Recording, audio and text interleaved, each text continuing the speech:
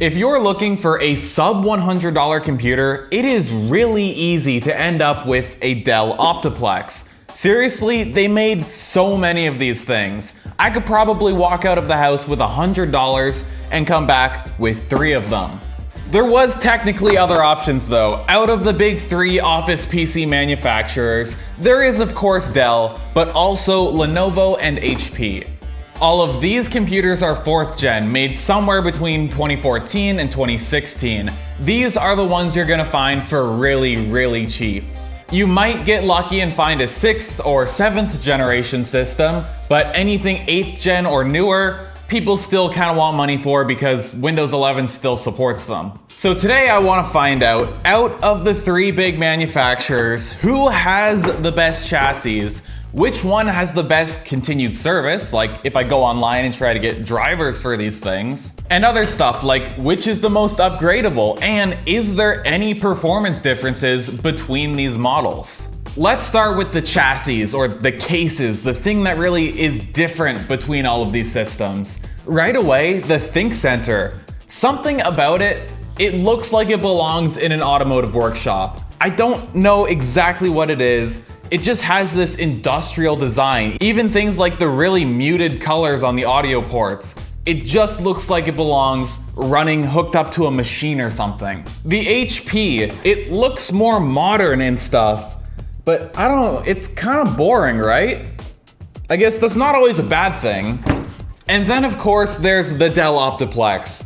It looks like a Dell Optiplex. You've probably seen a lot of these things. It fits in perfectly with a corporate office environment. Looking at how you get these things opened up to work on them, starting with Lenovo, I think that they did it the worst.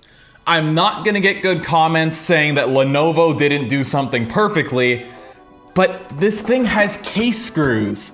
Why? There's a screw here and a screw here, which maybe you could make an argument that, I don't know, it's more secure or something. It's just really annoying though, because you're gonna take those screws out, never put them back in, and then this thing's just gonna be loose. Dell went with a more intricate solution, and it does work very well. They have this tab here, you pull that, and the thing comes off. It makes sense. I definitely like the pull lever system, and this is the easiest to get into, unless you account for the fact that there's never gonna be screws in this. Much like the boring design of the HP, they made something that works perfectly and is also really boring. There's one thumb screw on the back, you unscrew that, it pops out, and once it's in that unlocked position, you can just lift this thing off. It's very simple, very effective. I guess I can't say anything negative about it. At this point, you might be noticing the Dell is physically quite a bit smaller. Technically, they made these Optiplexes in this size format, but I think they've got to be a lot less common. It seems like the Dell customers either bought this little one or they went for the full proper desktop. This really small size of Optiplex is definitely the common one, and that's the one you're actually going to be able to find. The overall design philosophy between each of these 3 manufacturers is very different. Lenovo is like, you're gonna get your tools out, get your parts, and build this thing properly. You're gonna do it once and run it issue-free for as long as you need. Dell, on the other hand, everything is toolless. Everything has these little tabs and things you can manipulate. You never need a screwdriver. You're gonna get your parts and you're gonna get them in there within a couple minutes. HP lies somewhere in the middle where you're going to need a screwdriver to mount hard drives and stuff, but we're gonna put these helpful green arrows everywhere, and like some stuff is toolless, and we're gonna put this on a hinge. Starting with Lenovo's Think Center, let's see the process of installing this here hard drive and graphics card into this computer, and how does that compare to the other 2? First, to get this thing to open up, you need to take these little plastic clips off the front, which seems a little bit fragile. I guess it's fine. Once the front panel is off, this thing hinges open. Power cable and data cable plugged in, then there's this little shelf here. Just put that there. And then up on this top side, you've got screw holes that line up with the holes in the drive. Something like that. Hard drive secured. You can let me know in the comments, am I missing something, or do these things not come with any vibration dampening? I don't know, I don't have any here. For the graphics card, it looks like we pull off this airflow thing. Graphics card slides in. Then you can get that screwed in on the little bracket there, and the graphics card is installed. And then we put this back on. All things considered, you do need a screwdriver, but it's really not a hard process. It all works pretty simply. Now let's try the HP system. They want you to get your hard drive out and then these little vibration isolating screws and get these attached to the hard drive. Definitely something you're going to lose. On top of that, these are not Phillips screws, and usually computer stuff uses Phillips screws. I guess it's not really a problem, but you're going to need a different screwdriver. Okay, once all of those things are on, then you can take your drive, get it in position, it'll slide down through these channels and be locked into place. Pretty simple. And it is completely secured at this point. If you want to get it out, there's this little tab right here. You pull this, and then you can slide it back out. Actually going through this process, I think this might be worse. Non-Phillips screws, you have to keep track of these things. If you lose them, you're not gonna be able to replace them with just regular screws. And it's kind of just multiple steps. You have to put these on the drive, then put the drive in. Yeah, I don't think that I prefer this system. Let's try the graphics card. We've got green tab here. We'll pull that open, take out our blank plate, take the graphics card, slide that right into the slot, and then close this thing. And that's it. No screws. This is installed and ready to go. And it also feels secure. I feel like you don't need screws on these. This hinge system is nice. I do like that. And finally, let's take a look at Dell's system. Oh, I forgot. I have to take off all of these HP hard drive mounts before I can put it in Dell's system. First things first, this is a more dense computer. It's more layered up. We have to get the optical drive out. And there's just a tab here, and it slides out of the way. Then we've got this thing, slide that open, and there's where you mount the hard drive. Dell uses this caddy system, which works great if you still have the caddy, but if you end up with a computer and they didn't put this back in, then it can kind of be a problem.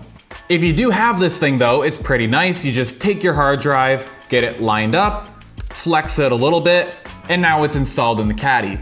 Now you take the drive, installed. You push this thing back down, click it into place, put your optical drive back up there, and it's good to go. And much like the HP system, putting a graphics card in here just means lifting this thing up, taking out the blank plate, getting your graphics card, and pushing it down. That's it. I think that Dell has a good system for doing these part changes. Everything is fast, everything is toolless, and everything works. Maybe this is why these optiplexes are so common. I think that Dell's system for doing stuff in this computer is the easiest. No tools, just get your parts, throw them in. I think Lenovo comes in second. You only need a regular Phillips screwdriver, and you know, stuff makes sense. There's nothing weird or out of place on it. HP, I like the layout of the case, but I don't like that you have to use these little things to attach the hard drive. And also the screws are not Phillips, they're Torx, and then you need a different screwdriver. It's just a little weird, right? Looking at the long-term online support for these systems, HP, Lenovo, and Dell to this day all provide driver downloads for these computers. When it comes to upgradability, all of these systems come with pretty low wattage power supplies, only half-height PCIe card slots. There's not a ton you can do. Something I will mention is all of these manufacturers shipped computers with both 2 and 4 RAM slots, and which one you get depends on exactly which model you have. That being said, I've had 5 of these optiplexes, and every single one has had 4 RAM slots. Whereas this HP and this Lenovo, both of these only have 2 slots. I didn't go over all of the rear I/O on these systems because that is another thing that is slightly different depending on exactly what model you get. I think it's time to plug these things in and see if they have any measurable performance differences. When they were ordered from the factory new, they could have come with the same CPU setup, so I'm going to test this Core i5 and RAM setup in this HP ProDesk, and then move the CPU and RAM to each of the other systems to see if the platforms make any difference. All of my testing was done using Cinebench R15, starting with the HP ProDesk. The first score it got, 509 points. The second score it got, 509 points. It was very consistent. It seems like for the HP, 509 is the number. So I took out the RAM, the CPU, the SSD, and the graphics card and moved them all into the Dell system. First test off of the Dell computer, it only did 478 points. I wanted to make sure the Dell wasn't thermal throttling or something, so I ran the test again with hardware monitor open, and it got a score of 476, and nothing was overheating, everything in HW monitor looked good. So I did one final test with only Cinebench open, and it got 486, which means all of these scores are consistently lower than what the HP was getting, with the exact physically the same CPU. Those three tests were all done with the RAM stick spread out like you would do on a proper desktop motherboard, blank spot, RAM stick, blank spot, RAM stick, which apparently, I looked this up, on those Dell motherboards, you're actually supposed to start closest to the CPU and just fill those two first. So I moved the two RAM sticks over to the ones closest to the CPU, ran the tests again, and it made nothing better. 475, 474, still lower than HP. Once again, all of the parts get torn out of the Dell computer and moved onto the Lenovo platform, which got a first score of 485 with hardware monitor open, and then I did two more tests with only Cinebench open, and I got 512 and then 506. Which, those last two scores, 512 and 506, are pretty much exactly what the HP was getting. So it seems like HP and Lenovo have exactly the same performance, and for some reason Dell's is a little bit worse. I don't have an explanation for that, but it could be something, well, actually I have no idea what it is. Anyways, that's the performance scores. 4th generation desktop computers from Dell, HP, and Lenovo. Let me know in the comments down below which one was your favorite. For me, it's gotta be between Dell and Lenovo, but I think I do like the chassis of the Dell a little bit better. I don't know why it performed worse. Possibly that's just this one computer. No idea.